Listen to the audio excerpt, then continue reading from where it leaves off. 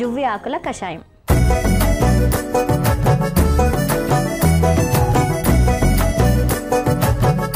So విన్నారు కదా సంజీవినిలో జువ్వి ఆకుల కషాయం తయారు చేసుకోబోతున్నాం. మరి ముందుగా దానికి కావాల్సిన పదార్థాలు ఏంటో చూసేద్దాం. జువ్వి ఆకులు, తేనె. ఇప్పుడు ఎలా తయారు చేయాలి ఏంటో కూడా చూసేద్దాం. స్టార్ట్ చేద్దామా? స్టార్ట్ చేసేద్దాం. మనం కషాయం తయారు చేస్తున్నాం కాబట్టి చూడండి, నేను ఆల్రెడీ రెడీగా ఉన్నాను. కషాయం అనగానే నేను రెడీ అయిపోతాను ఇక గిన్నెతో. ఇప్పుడు మనం 2 గ్లాసులు వాటర్ తీసుకుందాం. ఎందుకంటే ఇప్పుడు మనం ఆకులను డైరెక్ట్గా మరిగించేస్తున్నాం కాబట్టి.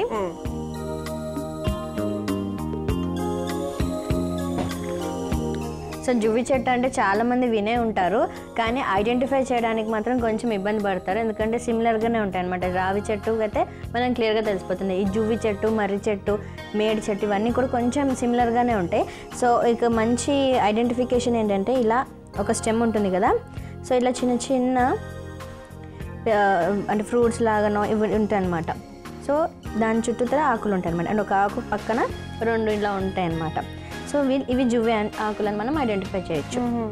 సో ఇవన్నీ అంటే రావి, జువ్వి, మర్రి ఇవన్నీ కూడా ఎలా ఉంటుంటే మనకి బ్లీడింగ్ డిసార్డర్స్ని కంట్రోల్ చేసే కెపాసిటీ అంటే ఆ కుటుంబానికి చెందినటువంటి వృక్షాలు అనమాట. సో దాన్ని పంచ పల్లవాస్ అని కూడా అంటారు అనమాట. ఇప్పుడు ఎస్పెషల్లీ ఇప్పుడు దేనికోసం ఇది? ఇప్పుడు మనం ఏమంటారు శ్వాసకోశ సంబంధిత వ్యాధులు అన్నాం కదా, సోర్ థ్రోట్, తర్వాత ఇవన్నీ బ్లడ్ ఇన్ఫెక్షన్స్ రాకుండా ఉండడానికి ఇవన్నీ హెల్ప్ చేస్తాయి అనమాట. సో ఇప్పుడు ఎన్ని వేద్దాం మేము ఆకులు? ఒక 4 వేద్దాం. ఆల్రెడీ కడిగి పెట్టేసుకున్నాము. మీరు వేసుకునేటప్పుడు కూడా కడిగి మంచిగా, అది ఇంపార్టెంట్ అనమాట. మనం మంచిగా ఫ్రెష్ ఆకులని ఆల్రెడీ మేము ఇక్కడ కడిగి పెట్టేసుకున్నామండి. మీరు కూడా చక్కగా కడిగి పెట్టేసుకోండి. చూసారు కదా ఆకులు ఎలా కడిగి పెట్టుకున్నామో అలా బాగా కడుక్కోవాలి. ఇప్పుడు వీటిని చిన్న చిన్న ముక్కలుగా చేసి వేసేస్తున్నాను. ఇవి కషాయ రసంగా ఉంటాయి. మెయిన్గా కషాయ రసం కాంపోనెంట్ ఎప్పుడైనా కానీ బ్లీడింగ్ డిసార్డర్స్, బ్లడ్ డిసార్డర్కి సంబంధించినటువంటి అన్ని డిజీజెస్లో బాగా పనిచేస్తుంది. అలానే రక్తానికి సంబంధించినటువంటి డిజీజెస్లో అంటే హైపర్ ఎసిడిటీ కానివ్వండి, ఇన్ఫెక్షన్స్ కానివ్వండి, వాటిలో చాలా బాగా ఉపయోగంగా ఉంటుంది. ముఖ్యంగా ఇది అధిక రక్తపోటును కూడా తగ్గిస్తుంది అనమాట, హై బీపీ. అండ్ ఇప్పుడు మనం చేసుకున్న కషాయం తాగడానికి చాలా ఉపయుక్తంగా ఉంటుంది. సో ఒకవేళ బయట ఎక్స్టర్నల్గా రాసుకున్నప్పటికీ కూడా మనకి స్కిన్ ఇన్ఫెక్షన్స్, ఏదైనా అలర్జీ లాగా ఉన్నప్పుడు కూడా మనకి అవన్నీ కూడా చాలా వరకు నయమైపోతాయి. ముఖ్యంగా ఈ డయాబెటిక్ ఫుట్ అల్సర్స్ అంటూ ఉంటారు కదా, సో దీర్ఘకాలికంగా వాళ్ళకి మానదనమాట.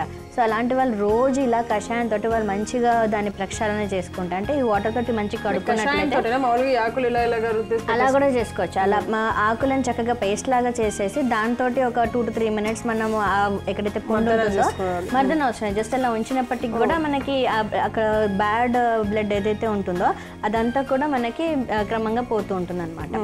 ఓకే, సో ఇది కొద్దిసేపు మరిగించుకోవాలి కదా, కొద్దిగా మనకు 1 గ్లాస్ అయ్యేంత వరకు కూడా. ఓకే, అలానే మనం ఇది తీసుకున్నప్పుడు అంటే కషాయ రూపంలో నోట్లో నుంచి పొట్టలోకి తీసుకున్నప్పుడు ఏమవుతుందంటే మన స్టమక్లో వచ్చేటువంటి గుడ్ బ్యాక్టీరియా అంటాం కదా, అది డెవలప్ అవుతుంది. సో మనకి విపరీతంగా విరోచనాలు రావడము, సో ఫ్రీక్వెంట్గా డయేరియా అంటుంటారు కదా, ఊరికూరికే మోషన్స్ రావడం, లేకపోతే తీసుకున్న ఆహారం జీర్ణం కాకుండానే మన మోషన్ వెళ్ళిపోవడము, అన్డైజెస్టెడ్ ఫుడ్, సో అలాంటి ప్రాబ్లమ్స్ నుంచి కూడా విముక్తి కలుగుతుంది. ఓకే, సో చూసారు కదా ఎన్ని ప్రాబ్లమ్స్ నుంచి విముక్తి కలుగుతుందో ఈ ఆకులు, ఈ జువ్వి ఆకుల మూలంగా. సో ఇప్పుడు మనకి ఏంటంటే ఈ 2 గ్లాసెస్ పోసుకున్నాం కదా, 1 గ్లాస్ అయ్యేంత వరకు రావాలి కాబట్టి దాన్ని అలాగే మంచిగా మరిగించుకుందాం. సో కొద్దిసేపు మరిగించుకుందాము అని అనుకున్నాం కదా, సో చూసారా మరిగింది, ఆల్మోస్ట్ 1 గ్లాస్ వరకు వచ్చింది. మెయిన్ 1 గ్లాస్ రావడం కాన్సెప్ట్ కాదు, మనం మరగడం అంటే దానిలో ఉన్న ఔషధ గుణాలు రావడం అనేది ఇంపార్టెంట్. 1 గ్లాస్ వరకు రావడం కూడా ఇంపార్టెంటే. అంటే 1 గ్లాస్ అనగానే పెద్దగా పెట్టే సమయం సెకండ్లో అయిపోయింది అని అనుకోవడం కాదు అని నా ఉద్దేశం. సో ఇప్పుడైతే అయిపోయింది కాబట్టి స్టవ్ ఆఫ్ చేసేస్తున్నాను. ఇగోండి లైట్గా కలర్ వచ్చింది కదా, రైట్ కలర్ వచ్చింది.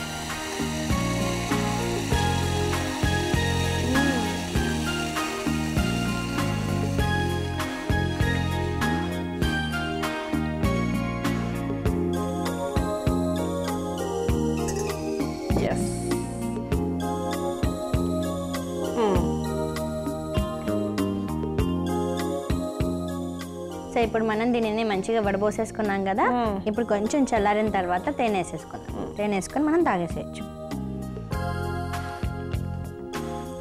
ఇంత క్వాంటిటీ తేనె మనం వేసేసుకోవాలి. ఓకే, సో అలా బ్లీడింగ్ డిజార్డర్ ఉన్న వాళ్ళు ఇలాంటి వాళ్ళందరూ తీసుకోవాలట. ఇంతేనా, ఎంత తీసుకోవాలి? ఇంకా కూడా మనకి వైట్ డిశ్చార్జ్ అవుతుంది కదా ఫీమేల్స్కి, లో ఇమ్యూనిటీ వల్ల. సో వాళ్ళు కూడా ఈ కషాయాన్ని తాగేసేయచ్చు అనమాట. సో ఎప్పటి వరకు అయితే వాళ్ళకి అవుతుంది అంటే 1 వీక్ 10 డేస్ వరకు కంటిన్యూస్గా తాగేసేయచ్చు. అండ్ ముఖ్యంగా రెస్పిరేటరీ డిసార్డర్స్ అని చెప్పాం కదా, శ్వాసకోశ సంబంధితమైనటువంటి వ్యాధితో బాధపడుతున్న వాళ్ళందరూ కూడా కనీసం అంటే ఒక 15 to 20 డేస్ ఈ కషాయాన్ని అంటే 15 to 20 ml వరకు 2 పూటలు తాగినట్లయితే వాళ్ళకి రెస్పిరేటరీ సిస్టమ్ చాలా బాగా ఫంక్షన్ అవుతుంది. అలానే ముక్కులో నుంచి కానీ లేకపోతే నోట్లో నుంచి కానీ అల్సర్స్ తోటి బ్లీడింగ్ రావడం కానీ ఇలాంటివి ఏమైనా ఉన్నా కూడా తగ్గిపోతాయి. సో ముఖ్యంగా అల్సర్స్ ఉన్న వాళ్ళు మాత్రం ఇలా ఈ కషాయాన్ని పుక్కిలు పట్టుకోవాలన్నమాట. అంటే వేడివేడిగా ఉన్నప్పుడు కాదు, కొంచెం గోరువెచ్చగా ఉన్నప్పుడు ఇట్లా పుక్కిలు పట్టుకున్నట్లయితే నోట్లో అల్సర్స్ కూడా బాగా తగ్గిపోతాయి. ఎస్. సో ఇన్ని ఉపయోగాలు ఉన్నటువంటి జువ్వి ఆకుల కషాయం రెడీగా ఉంది. సో చూసారు కదా జువ్వి ఆకుల కషాయం యొక్క ఉపయోగాలు మేడం ఆల్రెడీ చెప్పేశారు. ఎవరెవరు ఎంత తీసుకోవాలి, ఎన్ని రోజులు అని చెప్పేసి ఫాలో అయిపోండి. మరి దీనికి కావాల్సిన పదార్థాలు తయారు చేసే విధానం మరొకసారి మీకోసం. జువ్వి ఆకుల కషాయం తయారు చేసుకోవడానికి కావాల్సిన పదార్థాలు: జువ్వి ఆకులు, తేనె. జువ్వి ఆకుల కషాయం తయారు చేసుకునే విధానం: ముందుగా స్టవ్ వెలిగించుకొని గిన్నె పెట్టుకొని 2 గ్లాసులు నీళ్లు పోసి వేడి చేసుకోవాలి. నీళ్లు వేడయ్యాక జువ్వి ఆకులను తుంచి వేసుకొని కాసేపు మరిగించుకోవాలి. నీళ్లు బాగా మరిగాక స్టవ్ ఆఫ్ చేసి గ్లాసులోకి వడపోసుకొని కషాయం గోరువెచ్చగా అయ్యాక తేనె వేసుకొని కలుపుకుంటే గొంతు నొప్పి, శ్వాసకోశ సంబంధిత సమస్యలు, నోట్లో వచ్చే అల్సర్స్ను తగ్గించే జువ్వి ఆకుల కషాయం రెడీ.